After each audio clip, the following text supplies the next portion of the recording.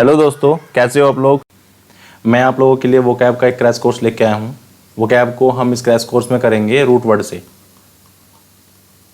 और root word से करने के लिए हम इस बुक का यूज करेंगे। सबसे पहले मेरे बारे में जान लेते हैं। मेरा नाम नितिन कुमार है और मैंने अपनी ग्रेजुएशन में इंजीनियरिंग की है NSIT यूनिवर्सिटी ऑफ दिल्ली से। इस बुक का हम यूज करने वाले हैं इस क्रैश कोर्स में।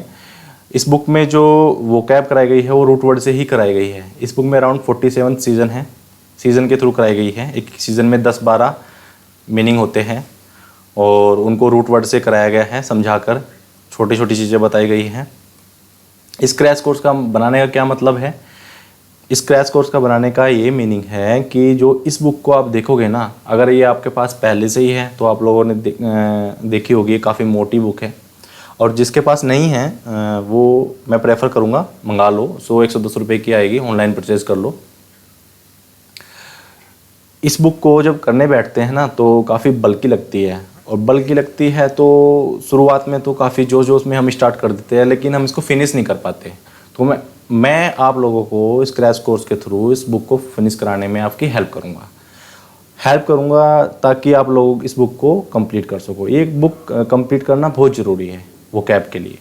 ज़रूरी इसलिए है क्योंकि हम वोकैब को बहुत सारी बुकों से कर लेते हैं, जैसे भाई बक्सी हो गई, केडी की बुक हो गई, बक्सी बुक कर ली हमने, और वो कोई अदर ऑथर की बुक भी हम कर लेते हैं। लेकिन क्या होता है कि हमने मीनिंग तो बहुत सारे पढ़ लिए होते हैं, लेकिन हमें वो नहीं पता होता। जब एग्ज़ाम में क्वेश्चन आता है ना तो कन्फ्यूजन क्रिएट हो जाता है, क्योंकि हमने वोकैब को हम बेसिकली रटते हैं।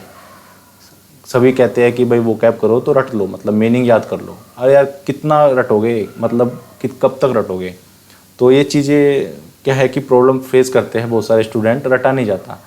और रटने में क्या है कि क्लियरिटी भी नहीं आती कि तुम्हें कुछ चीज़ें तो तुम्हारे जो बेसिक वर्ड है वो तो वैसे ही रट जाते हैं, उसमें तो क्लियरिटी होती है। लेकिन जब एग्ज़ाम के पॉइंट ऑफ व्यू देखते हैं ना तो क्वेश्चन ऐसे उठ के आते हैं जिनका तुम आंसर भी नहीं लगा पाओगे। क्योंकि अगर तुमने वो वर्ड पढ़ा हुआ भी है ना, जैसे कि तुमने बहुत सारी बुक पढ़ ली और तुम्हें लगता है कि ये क्वेश्चन तो मैंने देखा हुआ है, ये वर्ड तो मैंने देखा हुआ है, लेकिन एग्जैक्ट मीनिंग तक तुम नहीं जा पाओगे। क्यों नहीं जा पाओगे? क्योंकि तुम्हें कन्फ्यूज़न हो जाएगा कि भाई देखा हुआ तो वर्ड लग रहा है, लेकिन छोड़ भी नहीं सकते क्वेश्चन को। अगर हमने पढ़ा हुआ है तो आप गलत क्वेश्चन करके मार्क करके आ जाओगे पेपर में।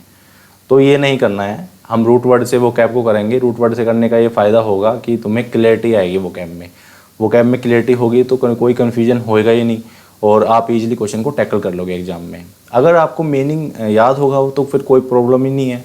अगर मीनिंग याद नहीं है तो आप उसको एलिमिनेट मेथड से कर लोगे ईजिली। 3 ऑप्शन हटा के आप एलिमिनेट मेथड से इस क्वेश्चन को कर लोगे वोकैब के। ये फ़ायदा होता है रूट वर्ड से, क्योंकि रूट वर्ड हमें क्या देता है कि डायरेक्शन दे देता है कि भाई ये जो रूट वर्ड होगा किसी वर्ड का तो उसका ये किस डायरेक्शन में मीनिंग जा रहा है। अब मैं आपको अगले जब सीज़न स्टार्ट करूँगा तब मैं आपको बता दूंगा कैसे हेल्प करता है रूट वर्ड। तो अभी शुरू करते हैं, बाकी आपको सब पता चलता चल जाएगा क्या फ़ायदा होता है रूट वर्ड से करने का वोकैब को। अब देखो वोकैब सेक्शन में मैंने क्या क्या सोचा है कराने का। अभी तो हम यही करेंगे, इसके 47 बुक जो सीज़न है इस बुक के वो कंप्लीट करेंगे। उस बुक में आपको क्या हो जाएगा, सिनोनिम एंटोनिम्स हो जाएंगे, 1 वर्ड हो जाएंगे। मतलब 1 वर्ड तो ये बेसिकली वर्ड ही होते हैं, एक वर्ड का तुम मीनिंग करोगे तो वही तो होते ही। अब जब ये सब चीज़ कंप्लीट करने के बाद हम क्या करेंगे, इसी क्रैश कोर्स में स्पेशल वर्ड कराने की कोशिश करेंगे। स्पेशल वर्ड जैसे फोबिया हो गया, किसी चीज़ को लेकर डर, या फिर किसी चीज़ को लेकर पागलपन, ऐसे बहुत सारे वर्ड होते हैं जो एग्ज़ाम में आते हैं, उनको कराएंगे। फिर हम ये भी कराने की कोशिश करेंगे इसी क्रैश कोर्स में, इडियम फ्रेज कराने की कोशिश करेंगे। स्पेलिंग में क्या होता है, कभी आपको करेक्ट स्पेलिंग पूछ लेते हैं, कभी आपको रॉन्ग स्पेलिंग पूछ लेते हैं क्वेश्चन में, वो कराने की कोशिश करेंगे। फ्रेजेस भी कराने की कोशिश करेंगे। अब प्रीपोजिशन, कुछ वर्ड अपने साथ प्रीपोजिशन, कुछ पर्टिकुलर प्रीपोजिशन लेते हैं, वो भी हम इस क्रैश कोर्स में ही ऐड कर देंगे। और बहुत सारी चीज़ें इस चैनल पे हम कराने वाले हैं, ठीक है, सभी सब्जेक्ट से रिलेटेड वो चीज़ें भी हम करते रहेंगे। अभी स्टार्टिंग है तो अभी यहीं से स्टार्ट करते हैं इंग्लिश की वोकैब से। बाकी समय के साथ साथ जो भी चीज़ें होगी वो हम करते चले जाएंगे आगे, ठीक है। तो मैं आपको समझाता हूँ। अब सीज़न आ जाता है, सीज़न आ गया तो अभी हम इसका फर्स्ट सीज़न कर रहे हैं, ये फर्स्ट है। उसमें अराउंड 10 वर्ड हैं, 10 वर्ड को हम समझेंगे। एक एक वर्ड को कैसे किया हुआ है। अब देखो उसमें फर्स्ट मीनिंग जो है ना ईगोइस्ट है, ईगोइस्ट। अब मैंने क्या किया, इसका रूट वर्ड निकाल लिया और उसका मीनिंग निकाल लिया, ये किया है मैंने। अभी आप बुक को पढ़ोगे ना तो आपको बहुत सारी चीज़ें पढ़नी पड़ेगी, बहुत सारी चीज़ें। उसमें एक मीनिंग को समझाने के लिए कम से कम एक पैराग्राफ दिया हुआ है, तो आप उस चीज़ से मैं आपको बचाना चाहता हूँ, ताकि आप उस चीज़ में टाइम अगर आप बचाना चाहते हो तो वो वीडियो लेक्चर देखो और काम की चीज़ करके आगे बढ़ो। अगर नहीं, आप अगर पढ़ना ही चाहते हो तो बुक को कंप्लीट करो, वो तो बहुत अच्छी बात है। अगर आप में इतना पोटेंशियल है आप कंप्लीट बुक करो उसको, उससे बढ़िया बात तो कुछ हो ही नहीं सकती। लेकिन कुछ लोग जो है कंप्लीट नहीं कर पाते और मन कर जाता है छोड़ने का, तो उनको मैं बूस्ट देना चाहता हूँ। उनके लिए वो कैब का एक क्रैश कोर्स है, बहुत हेल्पफुल रहने वाला है और इस चैनल पे आपको बहुत सारी चीज़ें मिलेगी। अब चलो देखते हैं इस वर्ड का मीनिंग क्या है, ईगोइस्ट। अब ईगो जो है ना, ये रूट वर्ड हो गया इसका, यहाँ से निकाल लिया हमने ईगो। इसका जो है ना मीनिंग वो आई से रिलेट करता है, मतलब अपने आप से, सेल्फ से, तो सेल्फ से रिलेटेड है। अब देखो आपने रूट वर्ड पढ़ा है ईगो, तो आप समझ जाओगे कि ये कुछ ऐसा है कि जो मुझसे ही रिलेट करता है। उसके पीछे कुछ भी हो आप मीनिंग निकाल लोगे, एक डायरेक्शन मिल जाएगी। अगर 4 ऑप्शन दिए होंगे ना एग्जाम में, तो 3 को आप इजीली एलिमिनेट कर दोगे और चौथा आंसर लगा दोगे। जो भी आंसर होगा, बी होगा, सी होगा, ए होगा, 3 ऑप्शन आप इजीली एलिमिनेट कर दोगे। अब देखो ये सेल्फ से रिलेट कर रहा है, इसका मीनिंग क्या होगा, self advancement, selfish person. Selfish person कहने का मतलब है यहाँ मेरा कि जो अपना फ़ायदा सबसे पहले देखता हो।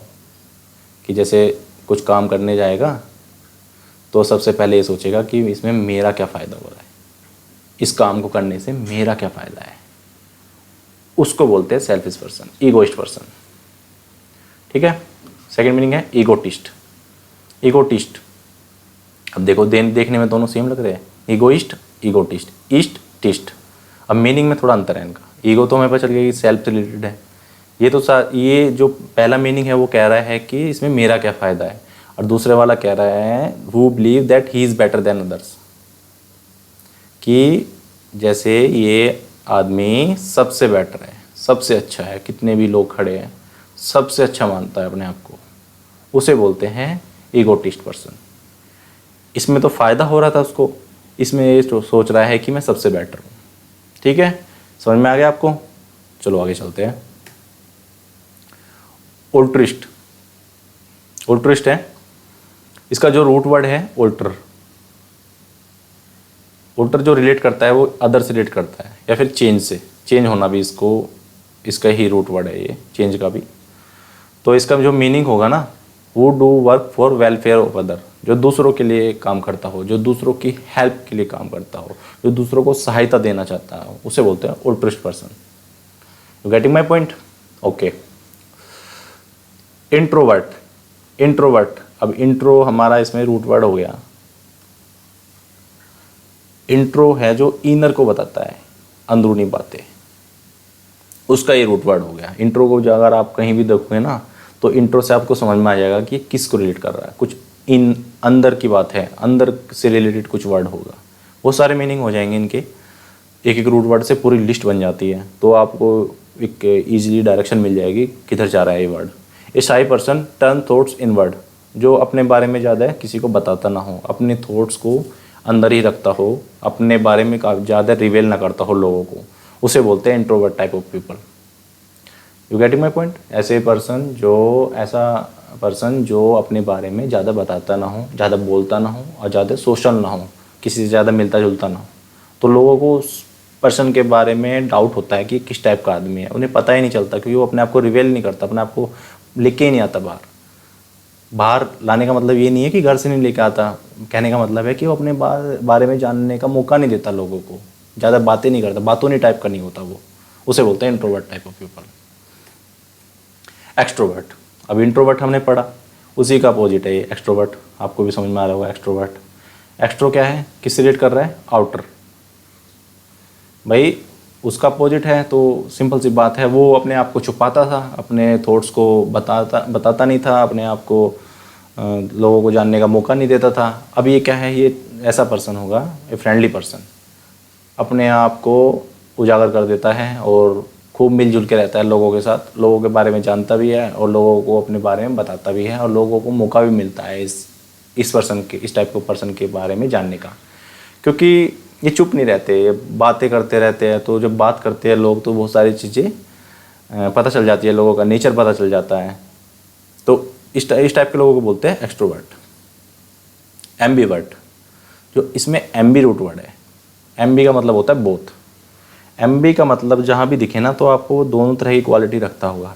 मैं इंट्रो एक्सट्रोवर्ट की बात नहीं कर रहा हूँ यहाँ पे, ये तो ठीक है, यहाँ पे इसमें फिट हो गया है क्योंकि हमने 2 वर्ड पहले पढ़े थे, इंट्रो एक्सट्रोवर्ट। कहने का मतलब है एम्बी जहाँ होगा ना तो स्किलफुल होगा वो, मतलब स्किलफुल, दोनों तरह की क्वालिटी रखता होगा, तो उसके लिए हम यूज करते हैं एम्बी। अब यहाँ पे देखो मैं इसको यूज कर रहा हूँ इंट्रो एक्सट्रोवर्ट, क्योंकि जो वर्ड है वो यूज हो रखा है ना, टाइप ऑफ पीपल। तो a person who have both type of personality, introvert and extrovert, ऐसा आदमी जो दोनों तरह की क्वालिटी रखता हो उसे बोलते हैं एम्बीवर्ट। दोनों तरह की क्वालिटी का मतलब हुआ कि वह अपने बारे में ज़्यादा बताता भी नहीं है और वह सोशली भी है, फ्रेंडली भी है, मतलब दोनों तरह की क्वालिटी रखता है। लोगों से मिलता जुलता भी है, लोगों को जानने की कोशिश भी करता है और अपने बारे में लोगों को बताता, लोगों को जानने का मौका भी देता है अपने बारे में, लेकिन एक लिमिट तक। ये ज़रूरी नहीं है कि वो हर चीज़ जानते हो लोग उसके बारे में, नहीं, वो थोड़ी चीज़ें प्राइवेट भी रखता है, बहुत सारी चीज़ें प्राइवेट भी रखता है, लेकिन ठीक है, मिलजुल के रहता है, दोनों तरह की क्वालिटी रखता है, उसे बोलते हैं एम्बीवर्ट। मिसंथ्रोप, यहाँ पे रूट वर्ड क्या है? मिसो, उसका मीनिंग होता है नफरत करना, नफरत। दूसरा रूट वर्ड क्या है? एंथ्रोप, जो रिलेट करता है ह्यूमन बीइंग से। तो इसका मीनिंग क्या हो गया दोनों को मिला के? A person who hates human, जो इंसानियत से नफरत करता हो, जो इंसान से नफरत करता हो, उसे बोलते हैं मिसंथ्रोप। मिसोगाइनिस्ट, मिसो हेट, नफरत करना, गायनिस्ट वुमेन। अब ये गायनिस्ट जो है ना, ये वुमेन्स के लिए यूज होता है। आपने एक वर्ड सुना होगा गायनेकोलॉजिस्ट। जब वुमेन की डिजीज या फिर वुमेन जो पेशेंट होती है वो अपने आप को किसको दिखाती है? गायनेकोलॉजिस्ट को दिखाती है, ठीक है। तो गायनेकोलॉजिस्ट बना है किस रूट वर्ड से? गायना। यहाँ पे भी गायना यूज हो रखा है। तो ऐसे हम मीनिंग निकालते हैं रूट वर्ड से, बहुत हेल्पफुल होते हैं। ओके, तो इसका मीनिंग देख लेते हैं। A person who hates women, जो वुमेन से नफरत करता हो, मिसोगाइनिस्ट। मिसोगैमिस्ट, यहाँ पे रूट वर्ड है मिसोई, हेट, नफरत करना, गैमिस्ट, मैरिज, शादी विवाह से नफरत करना। तो मीनिंग क्या हुआ? ए पर्सन हु हेट मैरिज, जो शादी विवाह से नफरत करता हो, शादी करना पसंद ना हो उसे, misogamist type of people. Ascetic, यहाँ पे रूट वर्ड है एस्केट्स, रिलेट करता है मोंग से, साधु संत से। तो साधु संत आपको पता ही है, उन्हें कोई डिज़ायर नहीं होती बड़ी, ना उन्हें कोई बड़ा बंगला चाहिए होता है, ना उन्हें बड़ी कार चाहिए होती है, ठीक है। सिंपल लाइफ जीते हैं, सिंपल खाते हैं और खुश रहते हैं, उन्हें मतलब ज़्यादा डिजायर नहीं होती। ए person who does not pursue pleasure of flash, ज़्यादा भागते नहीं हो किसी चीज़ के पीछे, ठीक है। तो उस टाइप के पीपल को बोलते हैं एसेटिक पीपल। इस वीडियो में इतना ही करते हैं। अगर आप लोगों को वीडियो अच्छी लगी हो प्लीज़ लाइक करो वीडियो को। अगर आप चाहते हो कि आपके दोस्तों को भी इस वीडियो से फ़ायदा हो या वो भी सीखना चाहते हैं वो कैब, तो उनके साथ शेयर कर दो। और अभी तक आपने चैनल सब्सक्राइब ना किया हो तो चैनल को सब्सक्राइब कर दो, बेल आइकन जरूर दबाएं क्योंकि उससे नोटिफिकेशन आएगा आपको, ठीक है। अभी के लिए इतने करते हैं, थैंक यू सो मच।